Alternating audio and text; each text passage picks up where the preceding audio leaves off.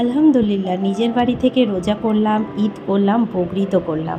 তো চলুন আজকের ভিডিওটা শুরু করে ফেলি। যতটা পারবো আপনাদের সাথে শেয়ার করার চেষ্টা করব। আসসালামু আলাইকুম, ঈদ মুবারক। সবাইকে জানাই ঈদের অনেক অনেক শুভেচ্ছা আর ভালোবাসা। নতুন দিনের নতুন একটা সুন্দর ভিডিও নিয়ে হাজির হলাম আপনাদের সামনে। তো আজকে আমি সারাদিন কি করব না করব যতটা পারবো আপনাদের সাথে শেয়ার করার চেষ্টা করব। আপনারা আমার সাথে থাকুন, পুরো ব্লগটি স্কিপ না করে দেখতে থাকুন। আর এই যে এখন পুরোপুরি বেজে গেছে 7:30, আর আমি তো স্নান টান কমপ্লিট করে এই যে রেডি হয়ে গেছি। আর এটা হলো একটা মখমলের শাড়ি। তো এই মখমলের শাড়িটা এইবারই ঈদ উপলক্ষে নিয়েছিলাম। তো আজকে আমরা ঈদ করতে যাব বাপের বাড়িতে। সাথে থাকুন। আর 7টা বেজে গেছে, যেহেতু এখানে নামাজের টাইম 7টা, তো বর চলে গেছে। আর কিট্টু এখন ঘুমাচ্ছে। কিট্টুকে ওঠাবো, উঠিয়ে স্নান করাবো, খাওয়াবো, তারপরে ও আসবে আর তারপরেই বেরিয়ে যাব। তো আপনারা সাথে থাকুন, আশা করি আজকের ব্লগটি আপনাদের খুব ভালো লাগবে। कागज के दो पंख लेके उड़ा चला जाए रे, जहाँ नहीं जाना था ये वही चला हाय रे। उम्र का ये ताना बाना समझ न पाए रे, जुबान पे जो मोह माया नमक लगाए रे, के देखे न भाले न जाने न दाए रे, दिशाहारा केमन बोका मुंटा रे। এই শাড়িটা মখমলের একটা শাড়ি, আমি ঈদ উপলক্ষে এবারে কিনেছি। এর আগেও একটা নিয়েছিলাম ব্ল্যাক কালারের, যেটা আপনারা অনেকেই পছন্দ করেছেন। আমাকে মেসেঞ্জারে মেসেজও করেছিলেন, ইনস্টাতেও অনেকে মেসেজ করেছেন, দিদি ব্ল্যাক শাড়িটা কোথায় নিয়েছিলে। যাই হোক, এরপরে একটু ব্ল্যাক নয়, একটু ডিপ কালারের নিলাম, পার্পেল কালারের। তো কেমন হয়েছে এটাও কিন্তু কমেন্ট করে জানাবেন। আর এই যে দেখুন, স্নান টান তো প্রথমেই হয়ে গেছিলো, চুল থেকে জল ঝরছিলই না, যার কারণে চুলেতে গামছা দিয়ে দিয়েছি। আর এখন নামাজও হয়ে গেছে, তাই এই যে বড় এসে হাজির। 2017-এ আমাদের বিয়ে হয়েছে, 2017 থেকে 2024 কোনো দিনই বকরিদ আমাদের বাপের বাড়িতে করা হয়ে ওঠেনি, এইবারেই প্রথমবার। তো এই 8 বছরে এটা আমাদের প্রথমবার যেটা আমরা বাপের বাড়িতে করব। এর আগেতে সব সময় হয়তো শ্বশুর বাড়িতে নয় বাইরে থেকেছি, কিন্তু কোনো দিন খেতিয়াতে হয়নি। তো এটা আমার বরের জন্য প্রথমবার আমার বাপের বাড়িতে। আর আমার মেয়ের একটা বদ অভ্যাস আছে, ড্যাডি এলে সে ড্যাডির কাছে ছাড়া কারোর কাছেই স্নান করবে না। আমি তো স্নান টান কমপ্লিট করে রেডি, আর এদিকে আমার মাম্মি সোনাও রেডি হয়ে গেছে। কিট্টু না মাম্মা, এসো নেমে এসো, একটু দেখাও সবাইকে। এই যে কিট্টু রেডি, হাই করো সবাইকে। হাই, এই যে দূর থেকে সবাইকে একটু দেখায়। আর এই ড্রেসটা তোমাকে কে দিয়েছে? এই ড্রেসটা বলো বড় মা আর বড়প্পা দিয়েছে, বলো। এই ড্রেসটা বড়প্পা বড়প্পা দিয়েছে। আর আফরিনা দিদি থ্যাংক ইউ বলে দাও। Thank you. তোমাকে তো দিদিও দিয়েছে, খুব সুন্দর হয়েছে। চলো, তুমি রেডি মাম্মি? সবাইকে বলো ঈদ মুবারক। ঈদ মুবারক। সবাই ভালো থাকবেন, আজকের দিনটা সুন্দরভাবে কাটান, বলো। আর সবাই ভালো থাকবেন, আজকের দিনটা ভালো থাকবেন, হ্যাঁ সুন্দরভাবে কাটান।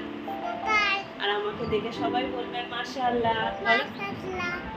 আমাকে দেখে সবাই বলবেন মাশাআল্লাহ। হ্যাঁ বলবেন। সমস্ত রুমে আমরা এখন চাবি লাগিয়ে বেরিয়ে পড়ছি, কারণ 3 জনাই মোটামুটি রেডি হয়ে গেছি।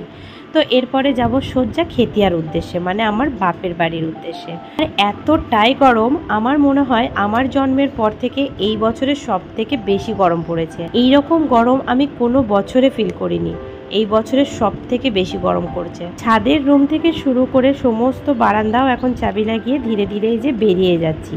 যদিও আজকে রাতে থাকার কোনো রকম কোনো প্ল্যান নেই, কারণ কাল থেকেই আবার কিট্টুর স্কুলও শুরু, একদিন মোটে ছুটি। তো মঙ্গলবার থেকে আবার স্কুল শুরু, যার কারণে আমরা আজকে রাতেই আবার ব্যাক করব। আজকে সারা দিনটা কীরকম কাটাচ্ছি, কাদের কাদের বাড়ি যাব, সবটাই এই ব্লগের মাধ্যমে আমি আপনাদের সাথে শেয়ার করব। পর আসার পর আমরা দুইজনে মিলে অনেক কাজ ভাগাভাগি করে নিই। যেমন দেখুন, কিট্টুকে স্কুলে রেডি করানো, স্কুলে দিয়ে আসা, স্কুল থেকে নিয়ে আসা, কোথাও বেরোতে হলে এই যে বাড়িতে চাবি লাগানো, সমস্তটাই আমার বর করে।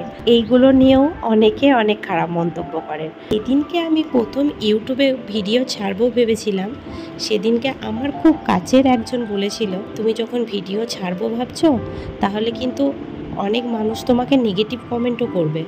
সো তুমি পজিটিভটাকে যেরকম অ্যাকসেপ্ট করছো, নেগেটিভ কমেন্টটাকেও তোমাকে সেরকমভাবেই অ্যাকসেপ্ট করতে হবে। কার কোলে চেপেছো?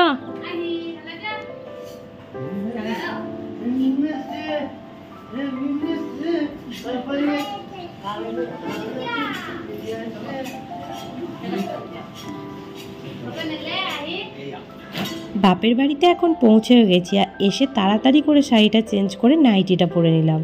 কি যে গরম পড়েছে। আর কিট্টুকেও এসে তাড়াতাড়ি করে একটু ফ্রেশ করিয়ে জামাটাকে চেঞ্জ করেই দিলাম। আর কিট্টু এখন অনেক খেলার সাথী পেয়ে গেছে আর এই বোতলটা ওর ভীষণভাবে পছন্দ হয়েছে। বলছে মাম্মি আমি যখন বাড়ি যাব তখন এই বোতলটা নিয়ে যাব। যদিও ওই বোতলটা সাথে করে নিয়েই এসছে। হঠাৎ করে শরীরটা এতটাই খারাপ হয়ে গেল যে কোনো রকমভাবে আমি বেড ছেড়ে আর উঠতেই পারলাম না। এত বমি শুরু হয়ে গেছিল, কারণ গরমটা ওই দিনকে ভীষণভাবে পড়েছিল। কেন জানি না আমার শরীর একদমই গরম বেশি নিতে পারে না। একটু গরম বেশি হলেই এই যে মাথায় ব্যথা, বমি বমি ভাব এইগুলো শুরু হয়ে যায়। প্রচণ্ডভাবে বমিও হয়েছিল, যার কারণে তো কোনো রকম কোনো ভিডিও শ্যুট করতে পারিনি। যাই হোক, এই ভিডিওটা হলো বিকেলের ভিডিও। আর আমাকে ওষুধ এনে টেনে তুললো যে চলো ওঠো একটু। কিট্টুও ভীষণভাবে বায়না করছিল যে আমি দাদানদের বাড়ি যাব। আর আমার বরকে তো ক্যামেরা ধরতে বললে হয় এই দিক উল্টিয়ে নয় ওই দিক উল্টিয়ে, কোনো রকম কোনো দিনই ঠিকঠাক ক্যামেরা ধরতে পারলো না। তার জন্য আমি রাগও দেখাই অনেকবার। তো এই যে ফাইনালি আমি উঠেছি আর একটা কটনের 3 পিস পরে নিয়েছি, কারণ এতটাই গরম করছিল যে কোনো হাবিজাবি ড্রেস যে পরবো সেরকম ইচ্ছেও আমার করছিল না। তো এখন রেডি হয়ে এই যে খামারে দাঁড়িয়ে আছি।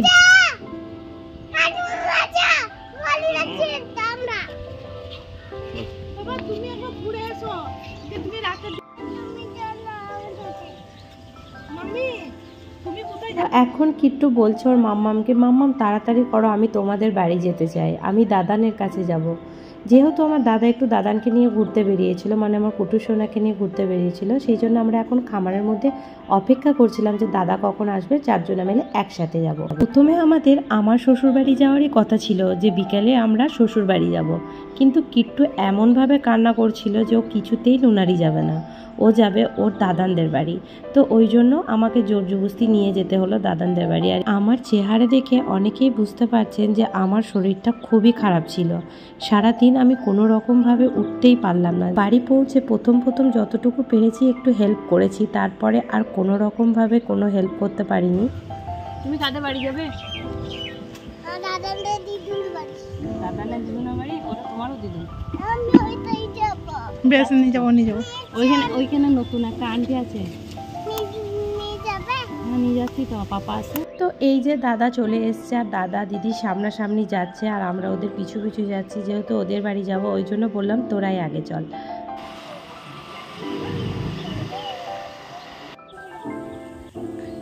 আর এটা হলো দিদির ছোট ননদের ছোট ছেলে। তো দিদির ছোট ননদের 2টো ছেলে, রোমান আর রামিজ। তো এই যে এটা হলো রামিজ। যাই হোক, এখানে অনেকটা সময় সুন্দরভাবে কাটিয়ে আমরা এখন বেরিয়ে পড়লাম শ্বশুরবাড়ির উদ্দেশ্যে। দেখে না ভালে না জানে না দায়রে দিশাহারা কেমন বোকা মনটা রে।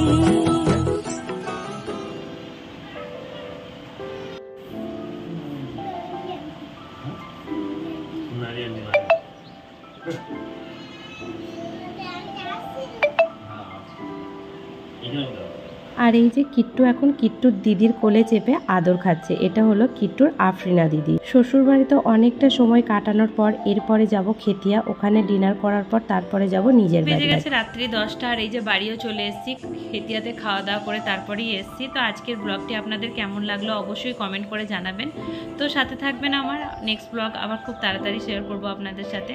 তো সবাই ভালো থাকবেন, সুস্থ থাকবেন আর অবশ্যই সবাইকে ভালো রাখবেন। টাটা।